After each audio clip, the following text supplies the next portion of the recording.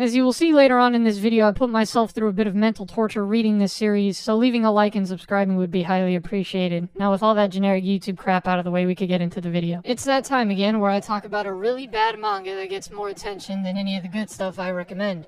Anyways, recently I've been on a horror manga binge, and there were some good ones, some meh ones, and then there was this, Pumpkin Night. Currently ongoing with 88 chapters, good artwork, and one of the worst plots I've had the unpleasant pleasure to witness.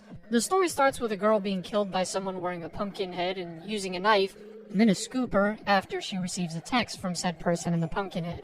Then revealing the girl murdered was a part of a group of bullies that bullied the person wearing the pumpkin head to the point of no return. Just like Jujika no Rokunin and its first chapter, admittedly this caught my eye. But my manga spidey sense kicked in, and I knew immediately that this was going to be another gore-fest mess of a story.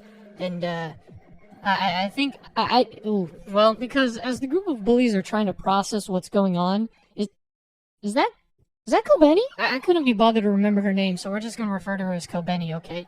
She ends up running off after the news breaks out, and separates herself from the group.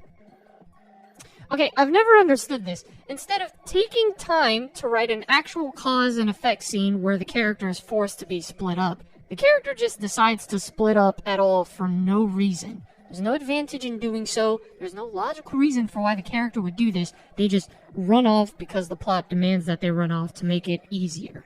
So, this had crappy slasher written all over it already. Love it. Just love it. Knockoff Kobeni then runs into a mall and predictably gets caught by the killer, and then is kidnapped before then being put in the same coffin as the girl who was previously killed and is about to be cremated. However, they manage to save the girl as they hear banging from the inside and screaming, and she's taken to the hospital where she's severely burned. And guess who shows up at the hospital to finish the job via electrocution? The good old Pumpkin Night. This sort of cycle of Pumpkin Night hunting down the bullies and killing them is to be expected and predictable, but there is some important information we do need to go over.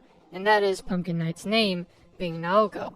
And one of the people in the group of the bullies is actually not too bad, and his name is Kazuya. And his biggest sin, if anything, is just simply not intervening and stopping the bullies every single time they went and did something to her. And the final time, they ended up crossing the line a little too much. And you can pretty much get a semblance of feelings between these two characters, Kazuya and Naoko, as she reveals herself to him in the hospital, and he's clearly haunted by guilt, and she says that she still has plans for him. So this isn't your average slasher gore-fest manga, this is your yandere slasher gore-fest manga. I'd be lying if I said I wasn't at least a little interested into the mystery of what they did to her and what the dynamic between Naoko and Kazuya would turn into. But beyond that, I didn't really expect the story to offer me much more, especially once the bullies revealed that their only cause for bullying the girl is that they just thought it was fun.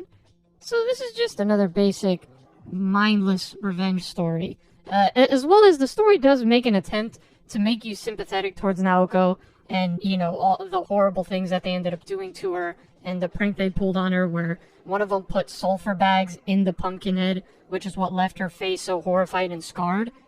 But I feel like all that sympathy goes out the window once you've already established in the first chapters of the story her just murdering people in the most brutal way, even people who aren't really at fault for what they ended up doing to her. And the turning point early on in the story is when Kazuya finally is public about his feelings towards her and the fact that they loved each other. And so the bullies end up kidnapping Kazuya and Naoko with the plans to just get rid of them once and for all. And guess who comes along to help them? One of the bullies' dad, the bully whose name is Naruto, and his father is Donald Trump! So, Trump here and his son end up throwing Naoko and Kazuya down this giant hole, and Kazuya ends up surviving, but Naoko is killed when she lands on some spikes. But it doesn't matter, because later on in the story, she's brought back to life again. It's like Michael Myers. This is supposed to be a normal dude, but bro just won't stay dead. And you just can't, before I jump the gun, actually, before we see her get brought back to life, the vengeance plan is completed on the final bully and his Donald Trump father, when Kazuya himself takes on the spirit of Pumpkin Night and becomes a mass murdering killer himself. So Pumpkin Night is more of a spirit entity than it is one person now. Now, the second half of the manga so far then sort of goes into this whole thing where Naoko goes to save Kazuya from this psychic ward, the one that she was held in, which is actually being run by the mother of Naruto, so the wife of Donald Trump. I don't even know what I'm saying anymore. There was a doctor that was helping Naoko sort of recover her memories and all that stuff, as well as a police officer, and then a femboy that helps Naoko break into the psychic ward to free Kazuya. My boy, I'm trying. Listen, this is what happens in the manga. Like, I'm not pulling your leg. Read it and see for yourself. But it would be an absolute sin to talk about the series and not bring up the... I don't even know if I want to describe them as the amazing or just the god-awful translations that are done for this series. It's very clear that whoever translated this was British because of all the British slang that's incorporated with the characters, and it sticks out like a sore thumb. But the translations that this series is given into the English really leave some true gems of brilliant literary creativity and excellence. Certain gems such as, ready or not, here I come, spelled the other way. Begone thought. Honest, it was just a prank, bro. Did you find Hillary's emails? You looking at my bussy player? Bloody wankers. Hope you Reich Red Bull, cause your head's gonna get wings. Look, this was already an over-the-top revenge story with a very all-over-the-place plot and a very poor attempt at making me sympathetic towards characters that really have no business at all being sympathetic towards.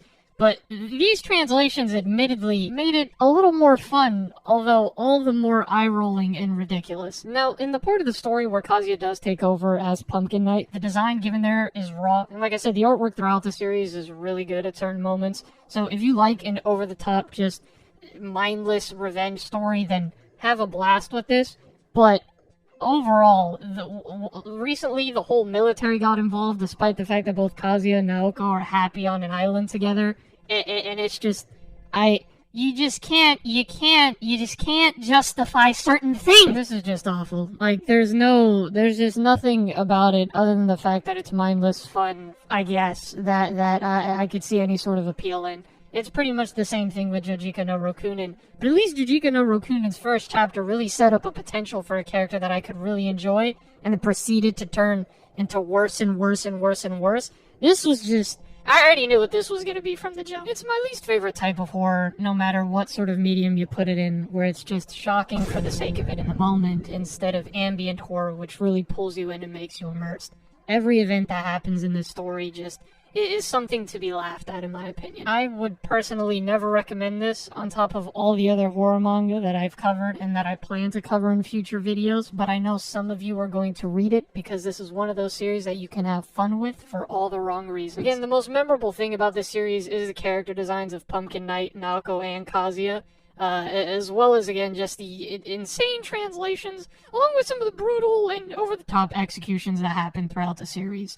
But any sort of story that makes me say Naruto's father, Donald Trump, and Femboy in the same video to let you know that this might be one you don't really need to read, in all honesty. A few years ago, I was harsh on Ichi the Killer, and after rereading that, I see more of the appeal to that story now. But this is just, you know, this is without a doubt. I think out of all the horror stories and horror manga that I've read over the last few months, this is by far the worst one.